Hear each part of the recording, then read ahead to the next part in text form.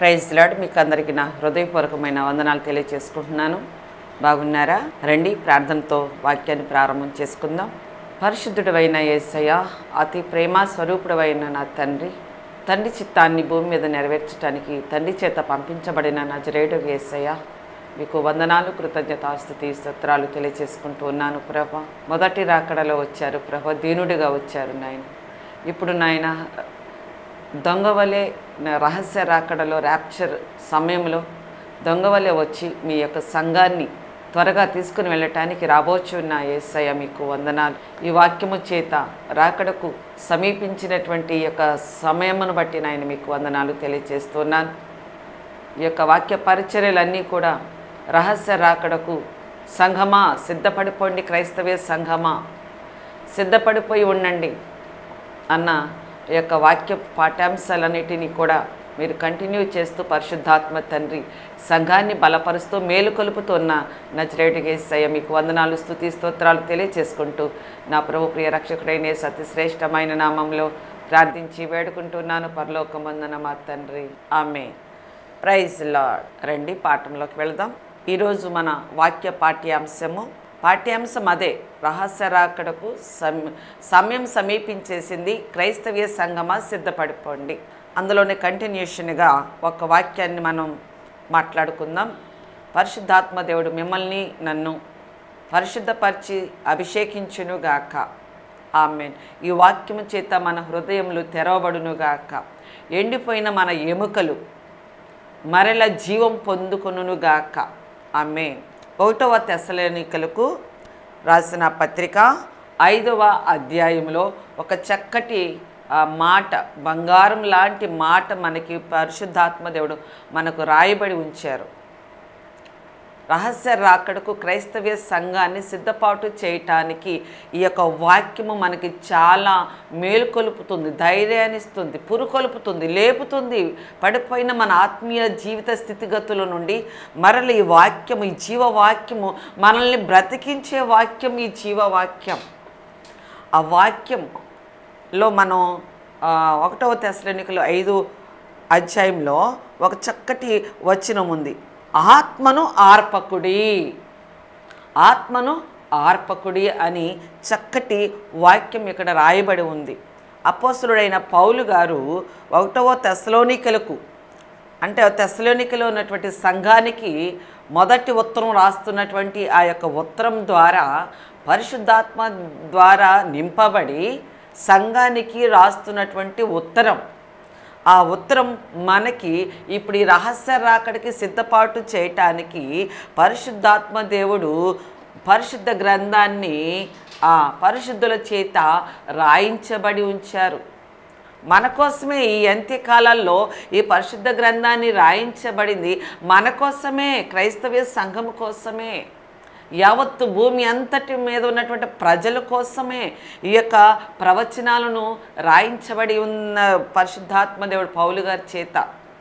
ఇప్పుడు ఆనాడు తెస్సలోనిక సంఘాలకు రాసినటువంటి ఈ ఉత్తరము ఇప్పుడు మనకి ఎంతో జీవార్థమైనటువంటి వాక్యము వలె మనల్ని బ్రతికిస్తుంది. ఈ కడవరి దినాలలో నరుడికి భూమి మీద ఉన్నంత కాలము యుద్ధాలేనంట, పోరాటాలేనంట అని పరిశుద్ధ గ్రంథంలో రాయబడి ఉంది.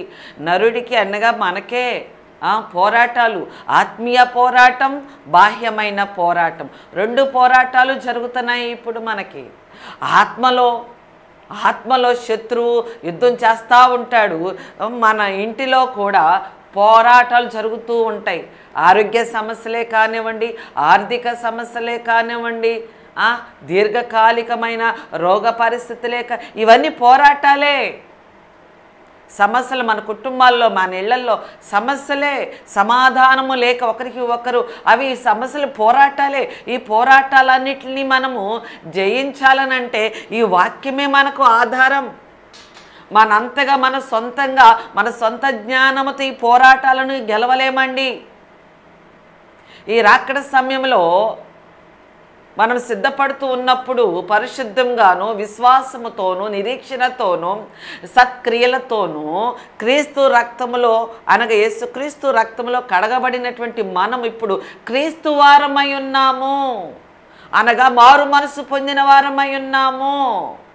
ఈ మారు మనసు పొందినటువంటి క్రైస్తవులమైనటువంటి క్రైస్తవ సంఘమా, మన జీవితాల్లో ఎన్నో పోరాటాలు జరుగుతాయి. పోరాటం లేనివాడు క్రైస్తవుడు కాడు అని పరిశుద్ధ గ్రంథంలో రాయబడి ఉంది. మనకే వస్తాయి పోరాటాలు, ఆధ్యాత్మికమైనటువంటి పోరాటాలు, బాహ్యమైన పోరాటాలు. బాహ్యమైన పోరాటాలు అంటే ఏంటి? అనారోగ్య పరిస్థితులు, ఆర్థిక పరిస్థితులు, అవమానాలు, నిందలు, ఇంటిలో సమాధానాలు లేక, పిల్ల మాట తల్లి వెనుక, తల్లి మాట పిల్లల వెనుక, తండ్రి మాట పిల్లల వెనుక, భార్య మాట భర్త వెనుక, భర్త మాట భార్య వెనుక, అవిధేయులై నువ్వెంతంటే నేనెంతని ఇంటిలో 4 గోడల మధ్యలో ఎన్నో పోరాటాలు. మనము పరిశుద్ధ గ్రంథము గురించి ప్రభు మనకు తెలియచేసినటువంటి ఈ వాక్యము చేత ప్రతి వారము చర్చికి వెళ్ళి దైవజనుడి చేత పరిశుద్ధాత్మదేవుడు మనతో వాక్యము చేత ముఖాముఖిగా మాట్లాడుతున్నటువంటి సమయంలో ఈ పోరాటాలన్నిటినీ ఎలా జయించాలి అని పరిశుద్ధాత్మదేవుడు ఈ వాక్యము ద్వారా దైవజనుడి ద్వారా ఈ దైవజనుడి ద్వారా ఈ పౌలు గారి ద్వారా తెస్సలోనిక సంఘానికి ఎలా పరిశుద్ధాత్మ దేవుడు ఉత్తరము రాయించారో ఆ యొక్క పరిశుద్ధ గ్రంథం అనేది మనకు ఒక ఉత్తరం, మనల్ని జీవింపచేసే ఉత్తరం. వాక్యము జీవవాక్యము, మనుషులను బ్రతికించే వాక్యం, మనల్ని బ్రతికించే వాక్యం. వాక్యమే నజరేయుడుగా యేసుక్రీస్తు ప్రభువై ఉన్నారు. వాక్యమే దేవుడై ఉన్నారు. వాక్యమే వెలుగై ఉన్నారు. మనము చీకట్లో ఉన్నటువంటి మనల్ని వెలుగులోనికి నడిపించినటువంటి యేసుక్రీస్తు ప్రభు, ఈ వాక్యమే యేసుక్రీస్తు ప్రభు దేవుడై ఉన్నారు. ఆమేన్. ఇప్పుడు ఈ రాకడ సమయంలో మనము ఎలాగుండాలంటే ఆత్మయందు దినాభివృద్ధి చెందాలే కానీ దినదినము బలహీనమైపోకూడదు. ఆత్మీయ జీవితంలో, భక్తి జీవితంలో వస్తాయి పోరాటాలు, ఎన్నో వస్తాయి. అప్పులోళ్ళ మీదకి వస్తారు. బ్యాంకులో వడ్డీలు తెచ్చుకుంటే, తాకట్లు పెట్టుకుంటే వాళ్ళు పద్దాకు ఫోన్లు చేస్తారు ఏజెంట్ల ద్వారా. బయట అప్పులు తీసుకుంటే, డోక్రా గ్రూపుల అప్పులు తీసుకుంటే, విఆర్ఓ వాళ్ళని ఏమంటారు, వివో ప్రెసిడెంటు, ఆ వెలుగు ఆఫీసరు, ఆ గ్రూపుల వాళ్ళు మనల్ని ఏదో ఒకటి బాధిస్తూ ఉంటారు. అప్పులు తీసుకుంటాం కాబట్టి ఆ అప్పుల యొక్క వేదనలు వీటితోనే మునిగిపోయి ప్రార్థన తక్కువ చేసేసావా? ప్రార్థన చేసుకోలేకపోతున్నావా? ఈ సమస్యలతోనే తక్కిరిబిక్కిరి అయిపోతున్నారా? ఈ యొక్క బాధల్లోనే మునిగిపోతున్నారా? ప్రార్థనను మర్చిపోయారా? ప్రార్థన ద్వారానే ఈ పోరాటాలన్నిటిని మనము జయించగలుగుతాము. ఈ సమయంలోనే మన ఆత్మను ఆర్పుకునే ఆ యొక్క సిచ్యుయేషన్లు జరుగుతాయి. మనం ఈ సమయంలోనే బలిష్టంగా ఆత్మీయ జీవిత స్థితిలో బలిష్టంగా ఉండాలి. బలిష్టంగా ఉండాలంటే మన ఒక్కరి వల్ల కాదు, సంఘ సహవాసం యొక్క ఆత్మీయ బలము కావాలి మనకి. మనల్ని బలపరిచే వాళ్ళు సంఘస్థులు ఉంటారు, సేవకుడు ఉంటారు, సేవకుడి కుటుంబం ఉంటుంది, సంఘ బిడ్డలు అందరూ ఉంటారు. మనం నిరంతరము వాళ్ళ యందు సహవాసము కలిగి, స్నేహం కలిగి మనం ఉండాలి. అప్పుడు మన విశ్వాసపు జీవితము ఇంకా బలంగా పెరుగుద్దన్నమాట. బలం పెంచుకోవచ్చు, మన విశ్వాసాన్ని అభివృద్ధి చేసుకోవచ్చు సంఘ సహవాసము ద్వారా. ఆమేన్, హల్లెలూయా. స్కూల్లో కొంతమంది పిల్లలేమో క్లవరిస్టులుగా బాగా చదువుతారు, జ్ఞానముతో మాస్టర్ చెప్పంగానే చక్కగా అర్థం చేసుకుని ఇట్టే పట్టేసుకుంటారు ఆ యొక్క పాఠంలో ఉన్నటువంటి సారాంశాన్ని. కొంతమంది ఏమంటారు, వాళ్ళని జ్ఞానం కొంచెం తక్కువగా ఉన్న వాళ్ళని మొద్దు పిల్లలు, ఎంత చెప్పినా అర్థం చేసుకునేవాడు కాదు అని అంటారే. ఆ పిల్లల్ని నీ పక్కనున్న మంచి ఒక బాగా చదువుకునే పిల్ల పక్కన ఒక మొద్దు పిల్లోడిని కూర్చోబెడతారు మాస్టర్లు. ఎందుకని? వాళ్ళని చూసి ఈ పక్కన ఉన్నటువంటి పిల్లోడు కూడా చదువు నేర్చుకుంటాడని, తను ఎలా చదువుతున్నాడో చూసి నేర్చుకొని చదువుతాడని అలాంటి ప్లాన్లు వేసి మాస్టర్లు ఈ పిల్లలను కూడా ముందుకు నడిపిస్తూ ఉంటారన్నమాట. అట్లాగే సంఘ సహవాసములో మనం కలిసి ప్రార్థనలు చేస్తూ ఉంటే, కూడుకుంటూ ఉంటే మన యొక్క భక్తి జీవితాన్ని, మన యొక్క విశ్వాసపు జీవితాన్ని, మన ఆధ్యాత్మికమైనటువంటి పరిశుద్ధ ఆత్మని మనము చల్లార్చుకోకుండా బలపరుచుకొని అభివృద్ధి పరుచుకునేటువంటి గొప్ప సదవకాశం ఏంటంటే సంఘ సహవాసపు కూడికలు. సంఘ సహవాసపు కూడికల్లోనికి మనము వెళుతూ ఉంటే మన ఆత్మీయమైన జీవితము బలపడుతుంది, మన విశ్వాసపు జీవితము బలపడుతుంది. అలా మనం బలపరుచుకోవాలండి. అందుకనే ఆ తెసలోనికలో అంటున్నారు, ఆత్మను ఆర్పకుడి. ప్రభు వెలిగించినటువంటి పరిశుద్ధ ఆత్మను మనం ఆర్పుకోకూడదండి. సమస్యలను చూసి ప్రార్థన మానకూడదండి. ఉపవాసపు ప్రార్థనలు చేసుకోవాలండి. విశ్వాసాన్ని కోల్పోకూడదు సమస్యలు వచ్చినాయని. అలాగే మత్తయి రాసిన సువార్తలో 13వ అధ్యాయంలో ఏ సమయంలో మన ఆత్మని ఆర్పుకుంటాము, ఏ సమయంలో మన ప్రార్థన తక్కువైపోతుంది మనలో, ఏ సమయంలో పరిశుద్ధాత్మ ద్వారా మనం నింపబడినటువంటి మనము ఎప్పుడు ఆత్మని చేస్తాము, సమస్యలు వచ్చిన సమయంలో మనము ఇవన్నిటిని బలహీనపరిచేసుకుంటాం. భక్తినే కానీ, విశ్వాసమునే కానీ, పరిశుద్ధతనే కానీ, పరిశుద్ధాత్మ మనలోనికి వచ్చిన పరిశుద్ధాత్మ దేవుణ్ణి మనము కొంచెంగా దూరం చేసుకునే ఆ బలహీనమైనటువంటి సంఘటనలు జరిగినప్పుడు మనము అప్పుడే బలము పుంజుకోవాలే. కానీ ఎప్పుడైతే మనము బలహీన స్థితిలో పడిపోతున్నామో మనకు తెలిసిపోద్ది. మనకు తెలిసిపోయినప్పుడు వెంటనే అంటే మనకు అర్థమవుద్ది మన ఆత్మీయ స్థితిలో మనము బలహీనమైనప్పుడు అనేకమైనటువంటి దర్శనాలు, బలహీనపరిచే దర్శనాలు కనపడతా ఉంటాయి. మన విశ్వాసం మీదకి దాడి జరుగుతూ ఉంటుంది, మన ఆత్మ మీదకి దాడి చేస్తూ ఉంటాడు శత్రువు. ఎప్పుడైతే మన ప్రార్థన తక్కువైపోతుందో, ఎప్పుడైతే మనలో పరిశుద్ధత తక్కువైపోతుందో, ఎప్పుడు విశ్వాసం తక్కువైపోతుందో, ఎప్పుడు ఓర్పు తక్కువైపోతుందో, ఎప్పుడు నిరీక్షణ సహనం కోల్పోతామో అప్పుడు వెంటనే శత్రువు మన మీద దాడి చేస్తాడు.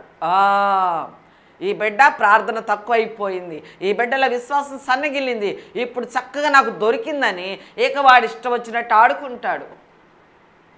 మనము ఎప్పుడైతే మనలోకి ఏదైనా వ్యాధి వచ్చినప్పుడు స్టార్టింగ్లోనే మనం దాన్ని గమనించి దానికి తగినటువంటి మెడిసిన్ వెంటనే హాస్పిటల్కి వెళ్ళి ఎలా చెకప్ చేయించుకుంటామో, అలాగే పరిశుద్ధాత్మ దేవుని మనం ఎప్పుడైతే నెమ్మదిగా పరిశుద్ధాత్మ ఆర్పకుడి అంటే ప్రార్థన తక్కువ అవ్వటం, విశ్వాసం తక్కువ అవ్వటం, పరిశుద్ధత కోల్పోవటం, నిరీక్షణ లేకపోవటం, ఓర్పు సహనం లేకపోవటం, ఇవే ఆత్మను ఆర్పకుడి. దానికి సాదృశ్యాలు ఇవే. వీటిని మనం కోల్పోతేనే పరిశుద్ధాత్మ దేవుడు మనల్ని మనం ఆర్పుకున్న ఈ స్థితిలోనమాట. కాబట్టి మనం అది గమనించిన వెంటనే సంఘ సహవాసంలో ఉన్నటువంటి కొంతమంది పరిశుద్ధుల్ని, విశ్వాసుల్ని మనము ఇంటికి పిలుచుకొని మనము వారితో కలిసి మన సమస్యల్ని చెప్పుకుంటూ ఒకరికి ఒకరము వాక్యము చేత మన జీవితాల్లో ప్రభు యేసునామములో జరిగినటువంటి గొప్ప గొప్ప మేలులను వివరించుకుంటూ యేసునామాన్ని ఘనపరుస్తూ, బలపరుస్తూ, మహిమపరుస్తూ ఉంటే సంఘ కూడికల ద్వారా మరలా అప్పుడు మన ఆత్మ మరలా రెన్యువల్ అవుతుంది మనలో. యేసునామమునకు మహిమ కలుగునుగాక. ఎటువంటి స్థితిలో మన ఆత్మని కోల్పోతానికి చాలా అవకాశాలు ఉంటాయంటే ఆ అవకాశాలను మనము దరిదాపులకు కూడా ఆ యొక్క బలహీనపరిచే సమస్యల్ని దరిదాపులకి కూడా మనము ఎంటర్ చేయనీయకుండా వాటిని స్టార్టింగ్లోనే వాటిని మనము ఆపేసుకొని ప్రార్థనాపూర్వకంగా వాటిని జయించాలన్నమాట. యేసునామమునకు మహిమ కలుగునుగాక. అయితే మత్తయి రాసిన సువార్త 13వ అధ్యాయంలో కొన్ని సంఘటనలు జరుగుతూ ఉన్నాయి. ఇక్కడ చూద్దాం. 3వ వచనంలో వారిని చూచి చాలా సంగతులను ఉపమాన రీతిగా చెప్పెను. ఎట్లనగా, ఇదిగో విత్తువాడు విత్తుటకు బయలు వెళ్ళెను. వాడు విత్తుచుండగా కొన్ని విత్తనములు త్రోవ ప్రక్కన పడెను. పక్షులు వచ్చి వాటిని మృంగివేసెను. కొన్ని చాలా మన్ను లేని రాతి నేల పడెను. అక్కడ మన్ను లోతుగా ఉండనందున అవి వెంటనే మొలిచెను, కానీ సూర్యుడు ఉదయించినప్పుడు అవి మాడి వేరు లేనందున ఎండిపోయాను. కొన్ని ముండ్ల పొదల్లో పడెను. ముండ్ల పొదల్లో పడిన వాటి ముండ్ల పొదలు ఎదిగి వాటిని అణిచివేసెను. కొన్ని మంచి నేలన పడి ఒకటి 100 అంతలుగాను, ఒకటి 60 అంతలుగాను, ఒకటి 30 అంతలుగాను ఫలించెను. చెవులు కలిగిన వాడు వినుగాక అని పరిశుద్ధాత్మ దేవుడు మనతో మాట్లాడుతూ ఉన్నాడు. అంటే ఏంటి? ఇక్కడ కూడా చక్కగా అవే వాక్యాలు ఇక్కడ చక్కగా పడినాయి. ఇదిగో ఆ వాక్యానికి అర్థము యేసుక్రీస్తు ప్రభువారు ఇక్కడ వాటికి చక్కటి వివరాన్ని ఇచ్చారన్నమాట. విత్తబడిన దానిని ఎత్తుకొని పోవును. ఇక్కడ ఉంది చూడండి, ఎవడైనాను రాజ్యమును గూర్చిన వాక్యము వినియు. అదే మత్తయి రాసిన సువార్త అండి, 13వ అధ్యాయం 19వ వచనంలో ఆ యొక్క మనం పైన చదువుకున్నటువంటి ఆ యొక్క వచనాలకి అర్థం అన్నమాట, భావం, తాత్పర్యం అన్నమాట.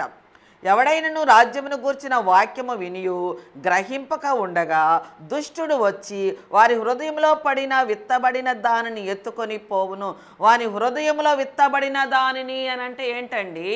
దైవజనుడి ద్వారా వాక్యము చెప్తారే దైవజనుడు, ఆ వాక్యము మన హృదయంలోనికి మన చెవుల ద్వారా విని మన హృదయంలోనికి వెళ్తుంది కదా. ఆ వాక్యం అనే యేసుక్రీస్తు ప్రభు మన హృదయంలోనికి వెళ్తూ ఉన్నప్పుడు విత్తబడిన దానిని ఎత్తుకొని పోవును. ఎవరో ఎత్తుకొని పోతాడు? దుష్టుడు, అపవాదిగాడు. ఆ యొక్క వాక్యము ప్రభు దైవజనుడి ద్వారా విత్తబడుతూ ఉన్నప్పుడు, చెప్పబడుతూ ఉన్నప్పుడు, ఆ మాటలు మనం వింటున్నప్పుడు మనము మనసు పెట్టి ఆ వాక్యము వైపు, దైవజనుడి వైపు శ్రద్ధగా ఆలకిస్తేనే ఆ వాక్యము మన హృదయంలోనికి వెళ్ళి మన జీవితాన్ని బాగు చేస్తుంది, మనల్ని జీవింపచేస్తుంది. వాక్యం చెప్పేటప్పుడు ఏదో ఒక పనిలో ఉంటాం కదా. చర్చిలో కూడా పిల్లలు అరుతున్నారనో, పిల్లలు అల్లరి చేస్తున్నారనో, లేకపోతే ఇంకొక మనిషి వచ్చి కూర్చుంటుంటే ఎవరా మనిషి అని వాళ్ళంక చూస్తూ, ఇంటి దగ్గర ఉన్నటువంటి ఆలోచనలు చేస్తూ దిక్కులు చూస్తూ ఉంటాం. దైవజనుడు అంకే చూడాలి వాక్యం చెప్పేటప్పుడు. అప్పుడే ఆ వాక్యం మనకి శ్రద్ధగా ఆలకించినప్పుడు, ఎప్పుడు మనం శ్రద్ధ పెట్టి ఆలకిస్తాము? దైవజనుడి ద్వారా మనసు పెట్టి చూస్తూ ఆలకించినప్పుడు ఆ వాక్యం మనకు అర్థమవుతుంది. అర్థమై మన హృదయంలోనికి వెళ్ళినప్పుడు ఇక దుష్టుడు దొంగిలించడానికి అవకాశం లేదు. ఎందుకని? నీ మనసు పెట్టి శ్రద్ధ పెట్టి దైవజనుడి ద్వారా పరిశుద్ధాత్మ దేవుడు వాక్యం రూపంలో మనతో మాట్లాడుతూ ఉన్నప్పుడు ముఖాముఖిగా మనము లోబడి విధేయత చూపించి మనము ఆ యొక్క వాక్యం మీద మనసు పెట్టి శ్రద్ధ పెట్టి ఆలకించినప్పుడు దుష్టుడు దొంగిలించటానికి అవకాశము లేదు. దుష్టుడికి మనం అవకాశం ఇవ్వటానికి వీలు లేదు. దుష్టుడు ఆ వాక్యాన్ని ఎత్తుకెళ్ళిపోతే మనం ఎలా జీవించగలగం? వాక్యమే కదా మనల్ని బ్రతికించేది. వింటూనే ఉన్నాం, వదిలిపెట్టేసేసి ఇష్టం వచ్చినట్టు బ్రతికావనుకో ప్రయోజనం ఏముంది? నీవు మాటకి బ్రతికి ఉన్నావే కానీ నువ్వు మృతుడవే అని ప్రకటన గ్రంథంలో ఉంది. ఈ వాక్యము ద్వారానే మన నిజమైన జీవితాన్ని మనం జీవించగలుగుతాం.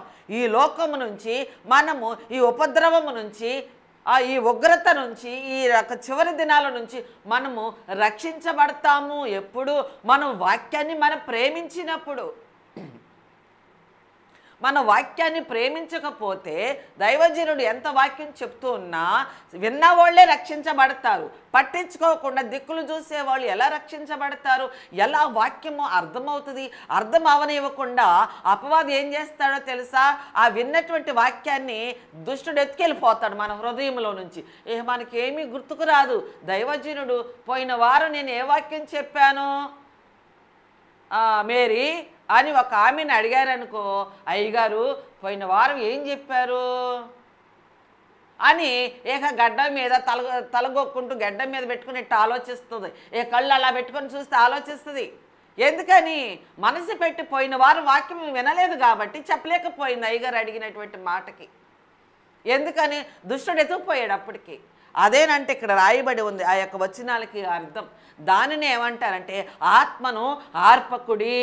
ఈ విధంగా వాక్యం మీద మనసు పెట్టినటువంటి ఎవరైనా ఇదిగో దుష్టుడు ఎత్తుకుపోతాడు. ఆ విధానాన్ని ఆత్మను ఆర్పకుడి అని అంటారు. కాబట్టి మనము ఆత్మను ఆర్పుకోకూడదు.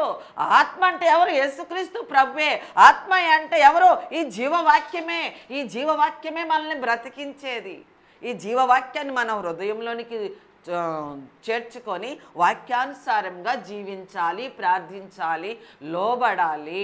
ఏమని పరిశుద్ధాత్మదేవుడు ఏమని చెప్తున్నారంటే నిన్ను వలె నీ పొరుగు వారిని ప్రేమించు అని చెప్తున్నారు. నేను తప్ప నీకు వేరొక దేవుడు ఉండకూడదు, నన్ను తప్ప వేరొక దేవుణ్ణి ప్రార్థించకూడదు, పూజించకూడదు అని ప్రభు చెప్పినటువంటి ఆజ్ఞల ద్వారానే మనం జీవించినప్పుడే మనము పరలోకానికి ఎత్తబడి మనం బ్రతుకుతాము. ఇప్పుడు శరీరముతో బ్రతుకుతున్నటువంటి బ్రతుకు శాశ్వతమైన బ్రతుకు కాదు. పరలోకంలో జీవించే బ్రతికే శాశ్వతమైన బ్రతుకు జీవితము. ఆ జీవితము ఆ బ్రతుకు బ్రతకాలి అనంటే ఈ వాక్యమునే మనం అన్వయించుకొని జీవించాలి. ఆమేన్, హల్లెలూయా. ఇప్పటికైనా ఏమైనా పరిస్థితుల్లో అమ్మ నువ్వు ఉన్నావా? క్రైస్తవ సంఘమా, ఎందులోనైనా మీరు ఉన్నారా? బలహీన స్థితిలో, ఆత్మను ఆర్పుకునే స్థితిలో ఉన్నారా? అనగా పరిశుద్ధతలో పడిపోయారా? అపవిత్రతలో పడిపోయారా? అవిశ్వాసంలోకి వెళ్ళిపోయారా? మనం ఒకసారి ఈ వాక్యం చేత మనము సరి చేసుకుందాము. తర్వాత త్రోవ పక్కన విత్తబడిన వాడు వీడే. ఎవరు? రాతి నేలన విత్తబడిన వాడు వాక్యము విని వెంటనే సంతోషముతో దానిని అంగీకరించువాడు. దైవజనుడు వాక్యం చెప్తున్నప్పుడు చక్కగా కొంతమంది బాగుంది బాగుంది బాగుంది అని సంతోషంగా అయ్యగారు చెప్పిన ప్రశ్నలు ఏమైనా వాక్యం చెప్తూ ఉండగా ప్రశ్నలు వేసినప్పుడు చక్కగా ఎదురు సమాధానం చెప్పి సంతోషంగా ఉంటారు. వాళ్ళు ఎవరో? రాతి నేల మీద విత్తబడినటువంటి వాడనమాట. ఎలాగుంటారంటే అతను అయితే అతనిలో వేరు లేనందున అంటే విశ్వాసము లేనందున. వేరు అంటే విశ్వాసము, నమ్మకము. రాతి నేల మీద విత్తబడిన వాడు ఇతడే. ఎవరో వాక్యం చెప్తున్నప్పుడు చాలా బాగుంది. ఈరోజు వాక్యం చెప్పారు అయ్యగారు. అయ్యగారు వేసిన వాక్యం ద్వారా వేసిన ప్రశ్నలన్నిటికీ నేను సమాధానాలు చెప్పాను, చాలా బాగుందని ఇంటికి వెళ్ళి చెప్పి సంతోషిస్తాం. అతనే ఏంటి? అతనిలో వేరు లేనందున అతడు కొంతకాలము నిలుచును గాని వాక్యము నిమిత్తము శ్రమ అయినను హింస అయినను. ఇదే మనకి కావలసినటువంటి వాక్యము. ఆత్మను ఆర్పకుడి. ఎవరో ఆత్మను ఆర్పుకునేది? రాతి నేల మీద విత్తబడిన వాడు. రాతి గుండె, రాతి నేల అంటే రాతి గుండె. చక్కగా బాగుంటుంది వినటానికి, కానీ ఆ వాక్యము కొంతకాలమే నిలిచి ఉంటుందంట అతనిలో, ఆమెలో. ఆ తర్వాత ఏమైపోతుందంట? ఆ వాక్యానుసారంగా జీవిద్దాము అని చక్కగా కొన్నాళ్ళు నడుస్తారంట వాక్యానుసారంగా. ఎవరు ఏమి అన్నా కూడా పట్టించుకోకుండా అందరినీ క్షమించుకుంటూ ప్రేమించుకుంటూ తన పనేదో తను చేసుకుంటూ భక్తిగా విశ్వాసంగా పరిశుద్ధంగా కొంతకాలం నడిచిన తర్వాత ఏమవుతుందంట? వాక్యము నిమిత్తము ఎవరైతే వాక్యానుసారంగా తిన్నగా నడుస్తారో ఆ వాక్యానుసారంగా నివసించే వారి మీదకి దుష్టుడు ఏం చేస్తాడు? శ్రమ అయినను హింస అయినను కలుగగానే అభ్యంతరపడును. ఇక వాక్యాన్ని విడిచిపెట్టేస్తాడంట, చర్చి మానేస్తాడంట. ఎందుకని? విశ్వాసము లేనందున, నమ్మకము లేనందున. బాగా వాక్యానుసారంగా జీవించే వారికి శ్రమ వస్తుంది, హింసలు జరుగుతాయి, అవమానాలు జరుగుతాయి, నిందలు జరుగుతాయి.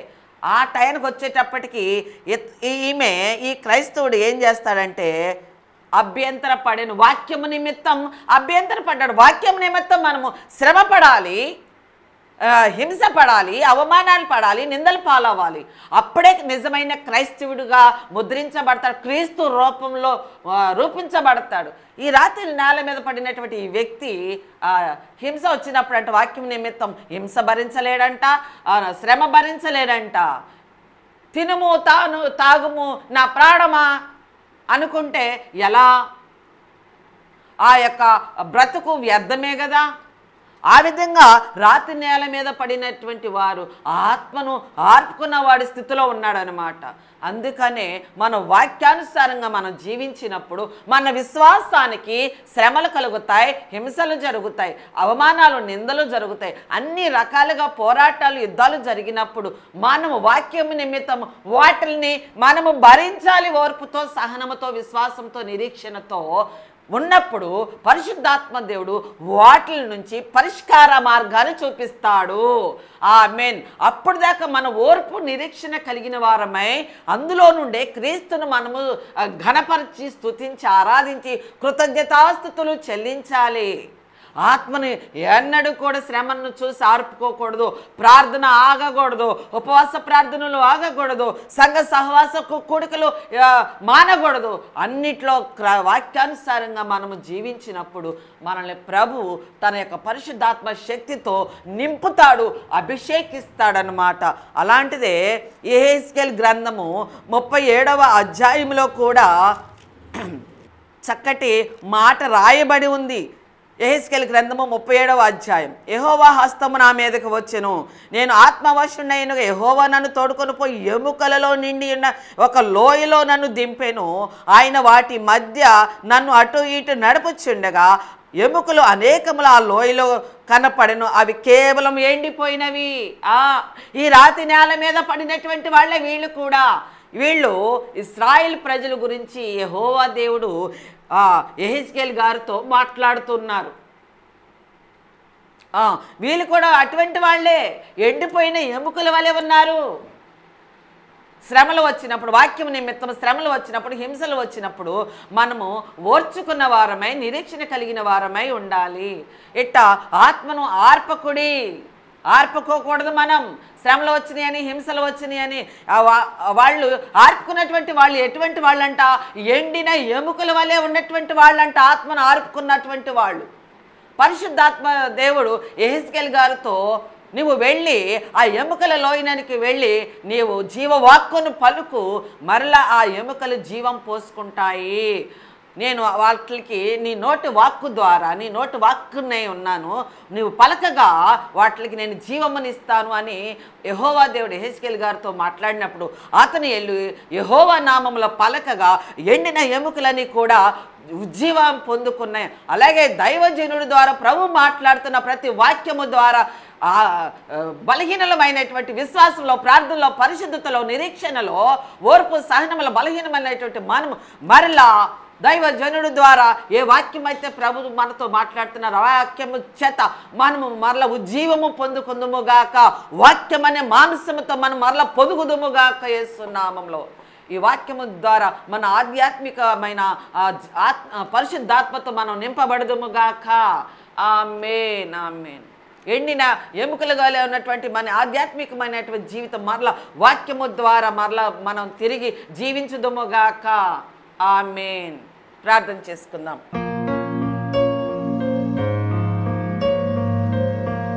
స్తోత్రములు, స్తోత్రములు నాయన, పరిశుద్ధుడా గొప్ప తండ్రి. అయ్యా, ఇంత మట్టుకు నాయన ప్రభా మీరు వాక్యము చేత మీ ఆత్మను ఆర్పకుడి, నేను వెలిగించిన మీ ఆత్మను ఆర్పకుడి, నా రక్తము చేత కడగబడి నేను మీకు ఇచ్చిన ఆత్మీయ అభిషేకాన్ని మీరు ఆర్పకుడి. నా నామము నిమిత్తము శ్రమలు, హింసలు, ఉపద్రవాలు ఏవి వచ్చినా కూడా ఓర్పుతో, సహనముతో వాటిని జయించుడి. నేను మీకు పరిష్కార మార్గాన్ని చూపిస్తూ మిమ్మల్ని నేను ముందుకు నడిపిస్తాను, నా వాక్యము ద్వారా మిమ్మల్ని జీవింప చేస్తాను అని వాక్యం ద్వారా ప్రభా మీరు వాగ్దానము చేసిన నా నజరేయుడైన యేసయ్య మీకు వందనాలు, స్తుతి, స్తోత్రాలు తెలియచేసుకుంటూ నజరేయుడైన యేసుక్రీస్తు నామములో ప్రార్థించి అడిగి వేడుకుంటున్నాను పరలోకమందున్న మా తండ్రి. Amen, amen. వందనాలు. Praise the lord.